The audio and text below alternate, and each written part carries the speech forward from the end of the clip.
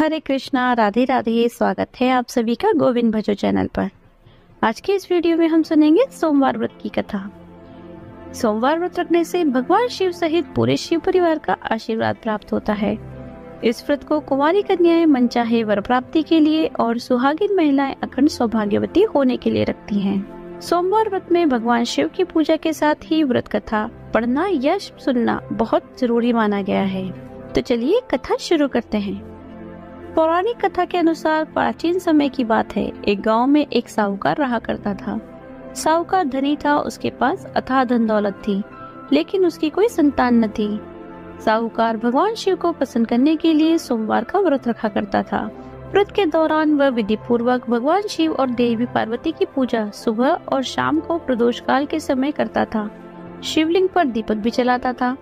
साहूकार की भक्ति और पूजा अर्चना को देखकर एक दिन माता पार्वती ने भगवान शिव से कहा, हे प्रभु, यह साहूकार तो आपका परम भक्त है।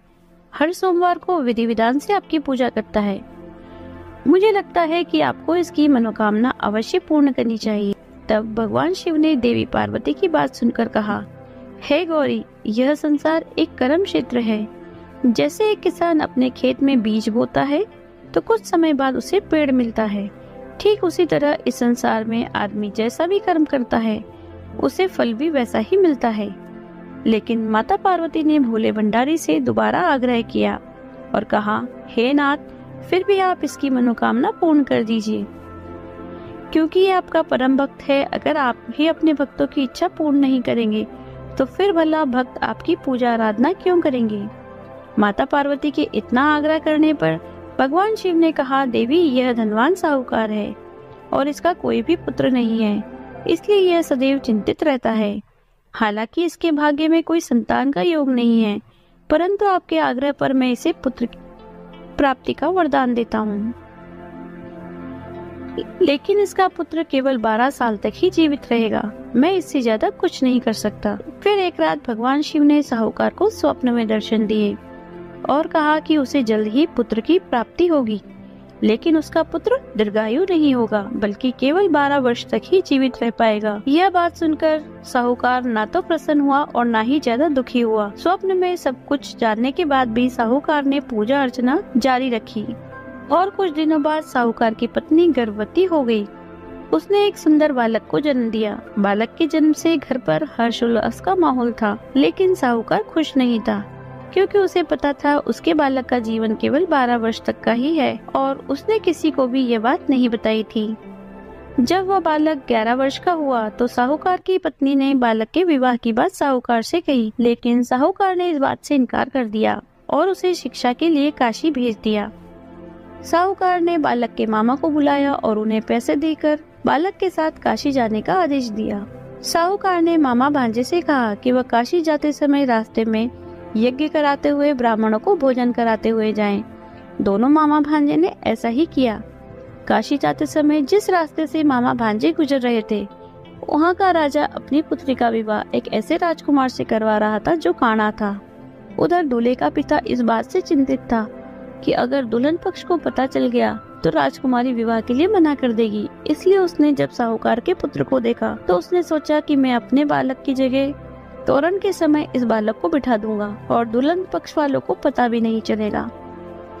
दूल्हे के पिता ने साहूकार के पुत्र को इस बात के लिए तैयार कर लिया और बालक तैयार भी हो गया। इस तरह उस बालक ने दूल्हे के कपड़े पहन लिए और घोड़ी पर चढ़कर तोरण की रस्म पूरी की। तोरण के बाद जब फेरों की बारी आई तो दूल्हे के पिता ने फिर साहूकार के पुत्र से अनुरोध किया कि वह दुल्हन के साथ फेरे भी ले ले ताकि विवाह संपन्न हो सके और यह बात छुपी रहे।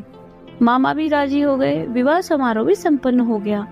विवाह संपन्न होने के बाद मामा भांजा काशी के लिए प्रस्थान कर गए, परंतु साहूकार के पुत्र ने दुल्हन के कपड़ों पर लिख दिया कि तुम्हारा विवाह तो मुझसे हुआ है, लेकिन तुम जिसके साथ विदा की जाओगी वह एक आंख वाला राजकुमार है। मैं काशी शिक्षा ग्रहण करने जा रहा हूँ। जब राजकुमारी ने यह बात पढ़ी तो उसने राजकुमार के साथ जाने से इनकार कर दिया। अपने पिता से कहा, यह मेरा पति नहीं है, मेरे पति शिक्षा ग्रहण करने काशी गए हुए हैं। जब सब जगह यह बात फैल गई तो मजबूरी में दूल्हे के पिता ने सारी बात बता दी और दुल्हन के पिता ने फिर बेटी को भेजने से इनकार कर दिया। इधर मामा भांजे दोनों काशी पहुंच गए और बालक शिक्षा ग्रहण करने लगा। तब मामा ने यज्ञ करना शुरू कर दिया। जब साहूकार का पुत्र 12 वर्ष का हुआ तब उसने एक दिन अपने मामा से कहा कि उसकी तबीयत ठीक नहीं है और वह सोने जा रहा है। साहूकार का पुत्र अंदर सोने के लिए कमरे में गया तो उसकी मृत्यु हो गई।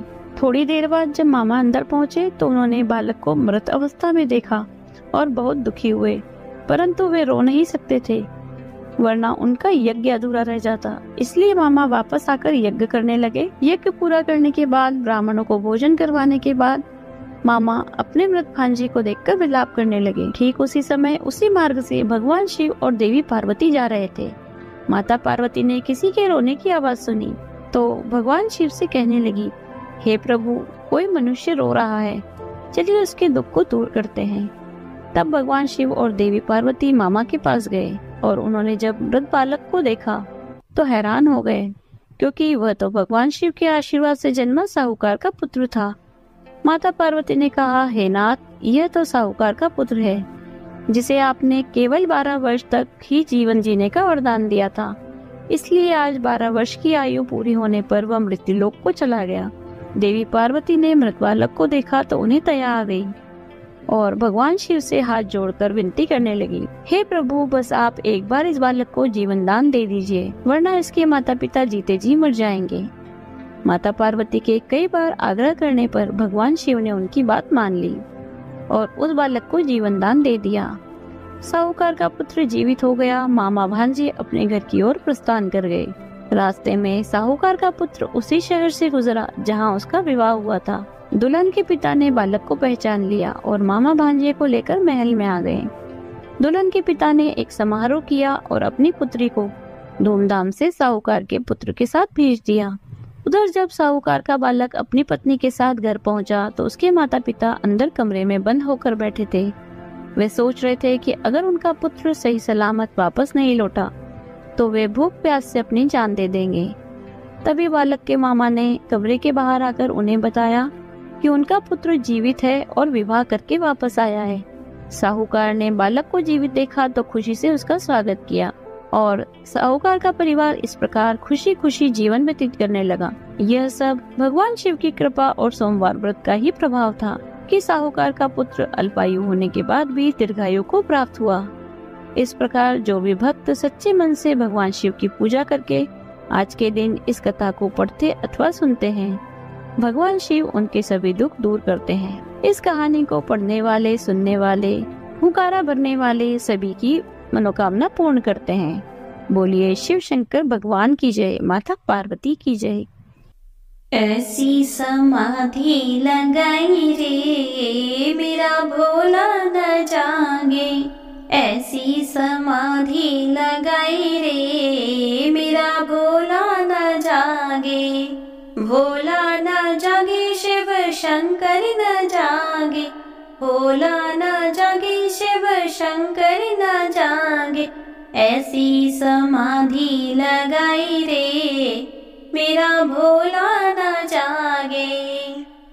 गंगा जगावे और यमुना जगावे, गंगा जगावे और यमुना जगावे, सरयू ने धारा बहाई रे मेरा भोला न जागे, सरयू ने धारा बहाई रे मेरा भोला न जागे, ऐसी समाधि लगाई रे मेरा भोला न जागे। चंदा जगावे और तारे जगावे, चंदा जगावे और तारे जगावे, सूरज ने किरणें फैलाई रे मेरा भोला न जागे, सूरज ने किरणें फैलाई रे मेरा भोला न जागे। भोला न जागे शिव शंकर न जागे, भोला न जागे शिव शंकर न जागे, ऐसी समाधि लगाई रे मेरा भोला न जागे। ब्रह्मा जगावे और विष्णु जगावे, ब्रह्मा जगावे और विष्णु जगावे, नारद ने वीणा बजाई रे, मेरा भोला न जागे। नारद ने वीणा बजाई रे, मेरा भोला न जागे। भोला न जागे शिव शंकर न जागे, भोला न जागे शिव शंकर न जागे। ऐसी समाधि लगाई रे, मेरा भोला न जागे। राम जगावे और लक्ष्मण जगावे, राम जगावे और लक्ष्मण जगावे। हनुमत ने चुटकी बजाई रे, मेरा भोला न जागे। हनुमत ने चुटकी बजाई रे, मेरा भोला न जागे। भोला न जागे शिव शंकर न जागे, भोला न जागे शिव शंकर न जागे। ऐसी समाधि लगाई रे, मेरा भोला न जागे।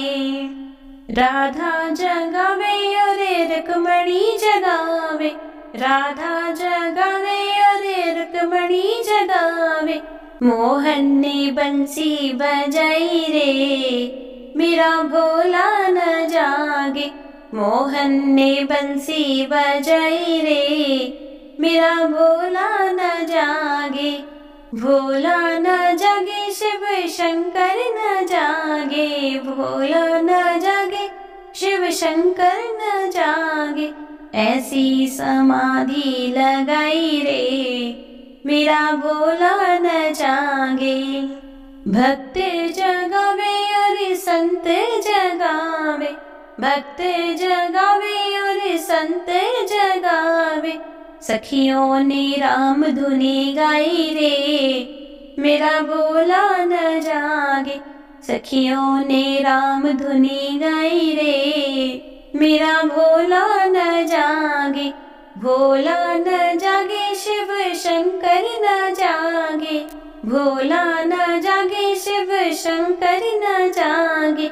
ऐसी समाधि लगाई रे, मेरा भोला न जागे। ऐसी समाधि लगाई रे, मेरा भोला न जागे। आज की वीडियो अगर आपको अच्छी लगी हो तो लाइक कीजिए, शेयर कीजिए। यदि आप चैनल पर नए हैं तो चैनल को सब्सक्राइब कर लीजिए। बेल आइकन को प्रेस कर दीजिए जिससे नई वीडियोस की नोटिफिकेशन आपको तुरंत मिल जाए। मिलते हैं ऐसे ही अगले वीडियो में। हरे कृष्णा, राधे राधे।